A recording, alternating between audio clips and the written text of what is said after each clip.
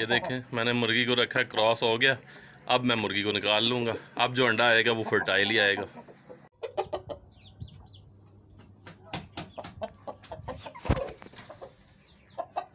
अस्सलाम वालेकुम।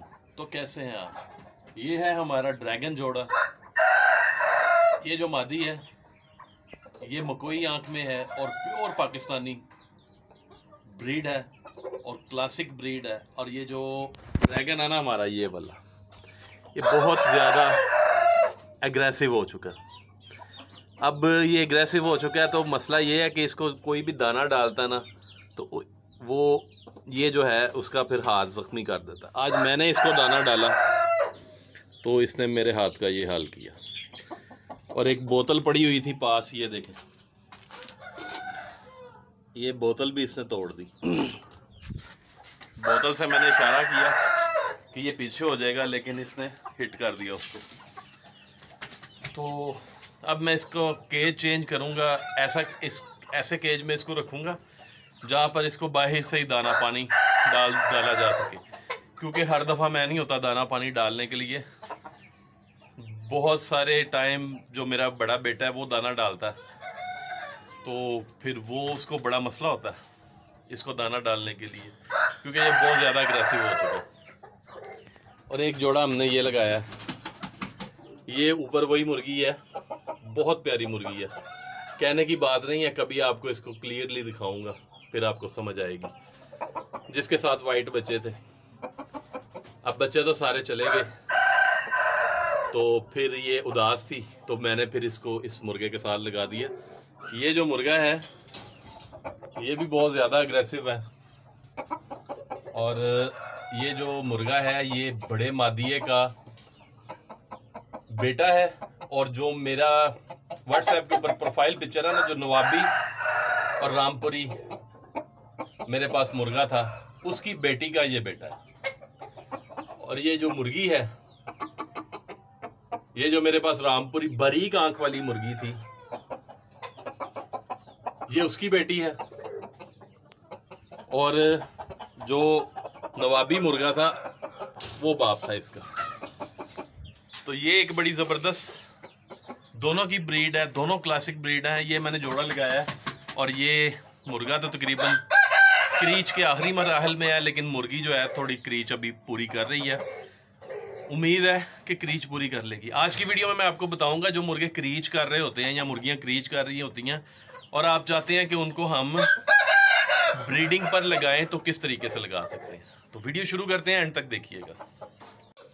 अब मेरे पास बिल्कुल वाइट बच्चे नहीं हैं और मैं चाहता हूँ मेरे पास वाइट बच्चे थोड़े से आ जाएं, क्योंकि जितने भी वाइट बच्चे थे सब जा चुके हैं। तो ये देखें, ये 3 मुर्गियाँ हैं मेरे पास वाइट कलर की, ये मैंने लैदा की हुई हैं। मैं आपको तरीका बताऊँगा कि जब आपके मुर्गे क्रीच में हों, मुर्गियां देखें पूरी हैं लेकिन जो मुर्गे हैं वो क्रीच में हैं। ये मुर्गे भी देख लें, ये क्रीच में है, ये कच्ची क्रीच में है। अगर मैं इनके साथ मुर्गियां छोड़ूंगा ना तो ऑटोमेटिकली मुर्गियां क्या करेंगी, इनके पर खाना शुरू कर देंगी। और मैं चाहता हूं कि ये मुर्गियां इनके पर ना खाएं और मुझे बच्चे भी मिल जाएं। तो उसका क्या तरीका है, तो मैं फिर देखूंगा इन मुर्गियों में से कौन सी ऐसी मुर्गी है जो अंडों पर आई हुई है। अब अंडों पर मुर्गी को चेक करना हो ना तो सबसे पहले उसके कान चेक करते हैं। ऐसी मुर्गी के ना कान थोड़े थोड़े वाइट होते हैं। इस मुर्गी के भी नीचे से कान दरमियान से अगर हम गौर से देखेंगे तो वाइट है। तो ये मुर्गी जो है ये अंडों पर आ रही है। एक वो मुर्गी है वो अंडों पर नहीं है, उसके कान बिल्कुल जो है रेड कलर के हैं।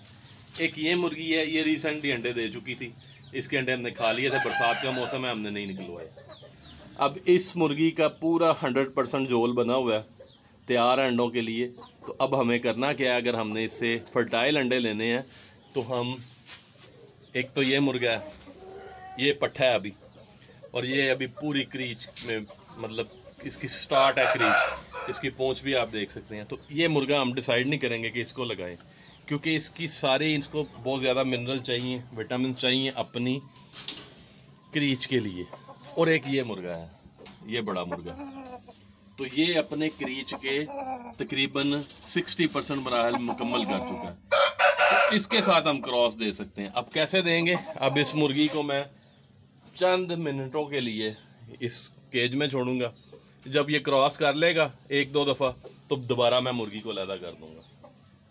तो ये तरीका होता है कि अगर आपने क्रीच के दौरान मुर्गे मुर्गियों से एग्स लेने हों फर्टाइल तो अगर मैं इसके साथ ही छोड़ी रखूं तो ये नंगा कर देगी दोबारा इसको। अभी दे बिल्कुल ये कच्चे लुए फूटे हुए हैं। तो ये मेरे भाइयों तरीका होता है। अगर आपने क्रीच के दौरान आपका दिल करता है कि हम ब्रीड ले लें। अब रही मौसम की बात कि किस मौसम में ब्रीड इस मौसम में लेनी चाहिए कि नहीं। अब देखें, ये मैंने आपको बताया इसकी झोल बनी हुई है। अभी ये इसके साथ क्रॉस होगी, 5-7 दिन लगेंगे, फिर ये पहला एग ले करेगी। उसके बाद तकरीबन ये 20 से 25 दिन अपने एग ले करती रहेगी, कोई एक दिन छोड़ के करेगी क्योंकि ये मौसम नहीं है इतना ज़्यादा ब्रीडिंग वाला। तो करते करते सितंबर के एंड तक काम चला जाएगा। तो सितंबर के एंड में मौसम चेंज हो जाता है, मौसम खुशगवार हो जाता है, यानी बाहर सा होता है, ना गर्मी होती है ना सर्दी होती है। तो वो आइडियल मौसम होता है अंडे बिठाने के लिए। उस मौसम में आप मुर्गी को बिठा भी सकते हैं। तो तब तक ये मुर्गी भी तैयार होगी, कुड़क पे आ जाएगी, तो इसी मुर्गी को उसके नीचे बिठा देंगे।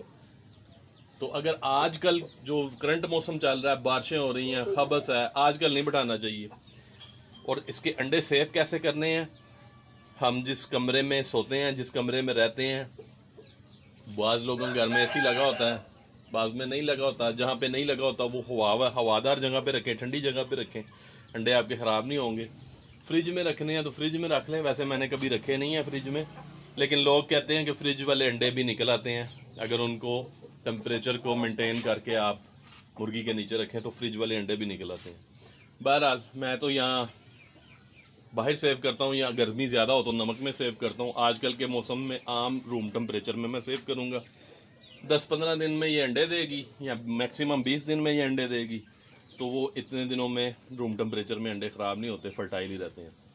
तो ये सारा तरीकाकार होता है। उम्मीद करूँगा आपको समझ आया होगा सारा जो मैंने आपको बताने की कोशिश की। और दोस्तों मैं आपको बताता चलूँ, ये जो मुर्गा है ये मेरी एक फेवरेट कलर भी है, फेवरेट ब्रीड भी है। और मैंने इसके बच्चे पहले भी लिए थे, 2-3 दफ़ा लिए हैं। ये इसी का बेटा है, ठीक है। ये नीचे जो ये वाली मुर्गी है, ये वाली, ये इसकी माँ है, इसकी माँ है, ठीक है। तो इसी तरह फिर हम आपस में इनको क्रॉस करते रहते हैं और अच्छी से अच्छी ब्रीड लेने की कोशिश करते हैं। इस दफ़ा मैंने इस मुर्गी के साथ कोशिश करनी है। पीछे जो मैंने एक क्लच निकलवाया था इसी मुर्गी के साथ, इस मुर्गे का निकलवाया था और बड़े क्लासिकल बच्चे आए थे। और मैं उम्मीद करूँगा इस दफ़ा भी अच्छे बच्चे आएंगे। तो आप भी दुआ कीजिएगा और दुआ में भाई को याद रखिएगा। अल्लाह हाफिज़।